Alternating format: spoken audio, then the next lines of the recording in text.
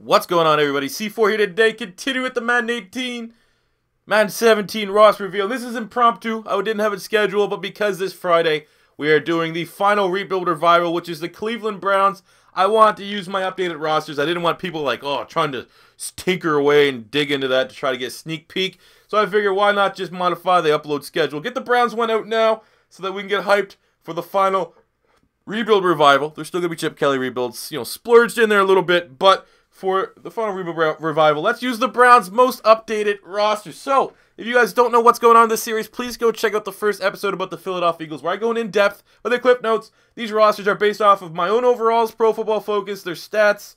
We have every team's first 3 rounds of draft picks, rounds 4 to undrafted free agent. I've included the notable guys. Free agency moves have been made. Height, weight, and race sometimes isn't correct because the offline player management tool is horrendous, but these are connected franchise mode rosters, so once you get into your own connected franchise mode with these rosters, you can tweak them to your, perfection if you want to get that. At 35,000 subscribers, these rosters will be released to the public, and without further ado, for free, let's jump into the roster. So at the quarterback spot, we gave Cody Kessler a 72 overall. He's the top quarterback here. Last season wasn't that bad, but also wasn't that good, or at least good enough to be optimistic that he could be and turn it around, develop into be a franchise quarterback. 0-8, 1,300 yards, 6 touchdowns, 2 picks. But it is pretty clear that Hugh Jackson, everyone that's come out and said he is going to be the starting quarterback, and most likely Deshaun Kaiser is going to be the guy that has to compete to take it from him. They're not going to hand it to Kaiser, who certainly is a project quarterback in every sense of the word. Osweiler 71, Brock Lobster coming from the Texans. He was horrendous last year, debatably the worst starting quarterback in the NFL. They got Kaiser in the second round, which I think that was good value. I think some of these people that are saying Kaiser's going to be, first round grade, I think that was a little too much to reach. Second round, that's a nice place to get a guy that's debatably the highest upside out of any quarterback in this year's draft class, depending on what Hugh Jackson can mold him into. But it is what it is. I mean, Kaiser, the only thing surprising with Kaiser was not only did he play terrible last year with Notre Dame, and he didn't look that good at the combine. He didn't really run that good. Watching him, especially, I remember a game against Temple. He took off. I thought he would have much better 4.8 time than what he did, but it wasn't really that special. I thought he was going to run a lot faster than what he did, but he still has enough speed to get it done. So we have him here at a 71, and we have Hogan here 67. Kevin Hogan, the top speedster quarterback. I mean, what did Kaiser run at his combine? It was like something real disappointing. Like it was like about 10 seconds, tenths of a 10/100th of a second. 4.83. Ew. Moving on to the running backs. We gave Isaiah Crowell an 85 overall. Last year, Crowell finished with 1,271 yards from scrimmage and 7 touchdowns. Pretty much was the only guy to get things going on that offensive side of the ball. So we gave him an 85. We got Duke Johnson, who we gave a 79. He had 872 yards from scrimmage and a touchdown. So not a bad stable of running backs here. Considering they invested a lot in the offensive line, they should have a decent running attack next season, which is exactly what you need when you don't have good quarterback play. We have Jackson 67 and Atkinson 66. No fullback to note. At the wide receiver position, I guess they decided they wanted Terrell Pryor to leave. They clearly had the money to bring him back if they wanted to. He had like 77 catches, 1,000 yards with terrible quarterback play. But they went out and brought in Kenny Britt, who is not too far off of the caliber of wide receiver that Terrell Pryor is, in my opinion. I would still have Pryor certainly ahead of Kenny Britt. But, I mean, at least you're getting a guy that can get, fringe 1,000 yards. So they got that back. We got Corey Coleman, who we gave a 78 overall as a rookie. Struggled to stay healthy, but when he was on the field, you saw that explosiveness that got him drafted in the first round and the playmaking ability from Baylor. I think he finished last year with 33 catches, 415 yards, and 3 touchdowns. If he stays healthy, I mean, he is the kind of guy that needs a good quarterback. I don't think he'll make a bad quarterback good. He's more of a down, deep threat type player. I mean, he kind of worked with RG3.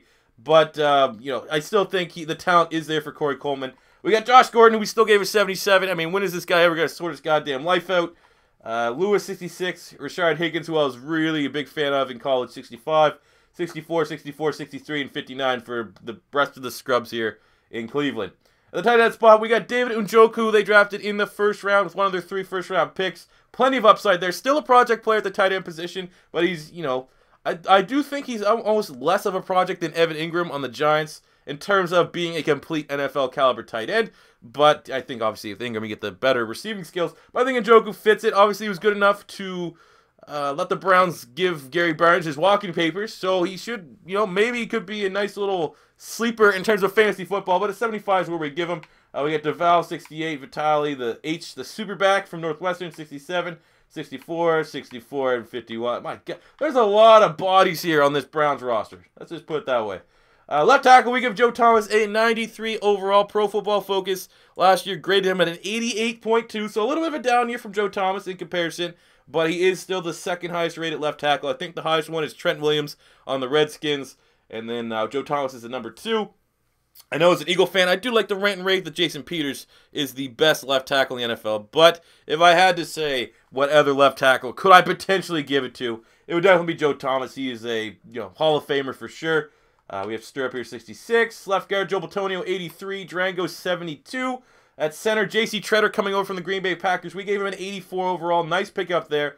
Definitely because Cam Irving was not getting the job done as a center. They're moving him to right tackle. I think that's a better fit for him. Mike Martin, 67. Icard, 65. Fabiano, 64. Right guard, Kevin Zeitler. Big-time free agency signing. Paid a lot of money, which is really good. He got an 86.9 grade last year for Pro Football Focus, so we gave him an 87. They have Greco here, who's an 81. He's definitely serviceable. Maybe they'll add him to the competition at the right tackle spot. I mean, he's 6'4". That's not 6'4", 320. That's that's ideal size. I'm not so sure about his length.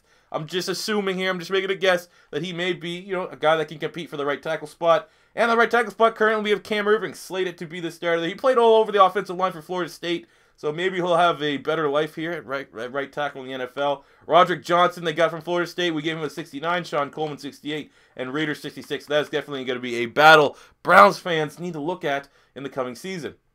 On the defensive side of the ball, we gave Emmanuel Ogbah, who is a fan favorite here on Beast Mode TV. This is your first time stumbling upon here. We're a big fan of Emmanuel Ogbah. From our simulations and stuff, he always gets like 15 sacks a season. He's incredible in the Madden sim. And last year led the Browns in sacks. He had 6 sacks last year, which is not, that's not exceptional. But as a rookie on the Browns, getting 6 sacks is pretty goddamn remarkable. So we gave him a 77 overall, and he's going to be a beast with the guy that's going to be pairing on the other side of him. We have Desmond Bryant, who, again, when healthy, I think he missed all of last season. But he's another guy that could chip in 4, 5, 6 sacks, consistently. So he's a nice rotation. You have Nassib with a 70, Cooper 69, and Metter 68. On the opposing side, we have Myles Garrett, the number 1 overall pick, who we gave an 83 overall, which is the highest overall for any rookie in these rosters. He's going to be terrifying. I think him and Ogbah is a very, very good edge rush to have on a 3-4. We have Gabe Wright, 65. And to pair that with Danny Shelton, who we gave an 82 overall last year. Danny Shelton, as a nose tackle, really developed. He didn't have the strongest rookie season, but I think really established himself. Improved his first-round value this year. He got a sack and a half, over 50-some tackles, which is tough to get for a nose tackle. I don't think he must have been like probably top 3 or top 4 for tackles for a nose tackle. I know Snacks had a bunch in New York, but Sheldon probably wasn't too far off, so that's why we awarded him with an 82 overall. They got Kayla Bradley, who was a fringe first-round talent, had the off-field issues. I mean, I'm a Gator fan. I really looked into it. It seems like it was self-defense, extreme self-defense, but it was another, Joe Mixon where the chick put his hands on him first and then he just knocked her out. Don't put your hands on a man and expect not to get hit. But I don't know too much. I don't want to make an official, my official opinion on it. I've just looked at what I've seen on Twitter. And I don't know. There's 2 sides to every story, but he is tremendous value if he makes the roster. And they got Larry Ogunjobi, who is, I think, my number 5 defensive tackle in this year's draft class with a 68. Left side linebacker, we got Jamie Collins Sr., who we gave an 84 overall last season, coming over from the New England Patriots, He had 8 starts, He had 2 sacks, 69 tackles because he likes to fuck.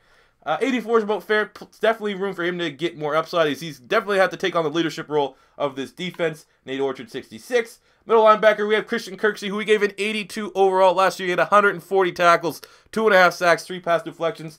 Again, it is tough to evaluate linebackers, especially on the Browns because their defense is on the field so much. But I think 82 is about fair for Kirksey. Demario Davis, we gave him a 75. He had 99 tackles, 2 sacks, a forced fumble, and 2 pass deflections last year in 15 starts. Very serviceable. And again, like I said, because he's on the Browns defense, his defensive stats are kind of inflated. He still was making nice plays there. So I think between 75, 76, maybe 77 is about as high as you want to go with him. Carter, 65. Alexander, 58. And at right side linebacker, we have Cam Johnson, who we just gave a 71, a rotational guy off the edge. I think he had 3 sacks last year, 25, 26 tackles. That's about a 71, and Schobert here with a 69. Jumping to the secondary, we give Joe Hayden, one of the best Florida Gators I've ever witnessed, an 84 overall. Nice season last year from him. Madden was low-key snubbing him. The Madden was giving him like a 79 rating. I was like, what the fuck? He had 3 picks, 11 pass deflections, and almost 50 tackles. You're getting yourself an 84 here. Anytime a Gator has a season like that, you're getting yourself an 84. He's a beast. Jamar Taylor was kind of with Miami Dolphins, then went to the Cleveland Browns last season. 3 picks, 13 pass deflections, over 50 tackles. That's an 81. I mean, they're building a decent secondary back here. I think, we get the addition of Jason McCourty, fresh off the press for these updated rosters coming from the Titans.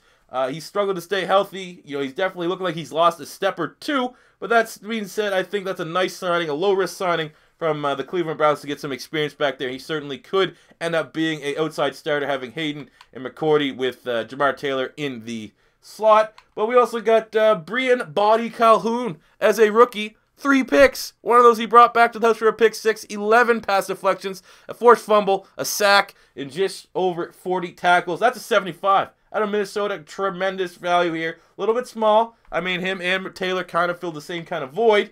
But, I mean, there's some upside here to this secondary for the Cleveland Browns. We got Burley, 69, Howard Wilson, who I actually thought was a low-key good prospect. But, he broke his knee or something like that, so he's probably going to go on IR with a 67. And Howard, 63. Jumping to free safety of Ed Reynolds, who we gave a 70 overall. He was the preseason star for us every year in Philadelphia. But in terms of actually being, a good NFL player, I think their safety core is not great here in Cleveland. You got Ellison, 61. Ed Reynolds is limited. I guess that'd be the positive spin on things. But we gave him a 70. And at strong safety, you got Jabril Peppers, who they invested a first-round pick on. Not exactly sure if he can make that transition to a starting safety as a rookie in the NFL. I think his coverage ability still needs to find some work, but he's going to be a weapon all over the place. I think he's going to be a guy you want to bring in to cover certain tight ends. Le'Veon Bell, when they play Pittsburgh, they're going to get him involved in the offensive side of the ball. So we gave him a 73, pretty much based off of his athletic ability and his instincts. He's a very smart football player, but I am a little concerned about his ability to straight up be a cover guy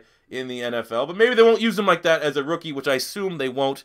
But they clearly must have a role defined for him, or else they wouldn't have used a first-round pick. We got Campbell, 70, Kendrick with a 68. Kicker, they got Zane Gonzalez, who was the top kicker in college last year. We gave him a 76. We got Cody Parkey with a 74. Well, that's going to be a nice little kicking competition. And punter Britton Colquitt with a 72. So there you go, guys. That is your Madden 18, Madden 17 Cleveland Brown roster preview in anticipation of Friday's roster Friday's roster in the rebuild revival. We'll be using this roster, so feel free to leave comments in the comment section below of certain tweaks you may want to see, because I certainly, if you think I lowballed some guys because I'm using this roster in a video, don't hesitate to think I should bump some people up, because I will certainly do that to help me out in my rebuild. But as always, guys, 35,000 subscribers, and I will release these rosters for free to the public, so keep on spreading the word, sharing the love, and until next time, it's C4.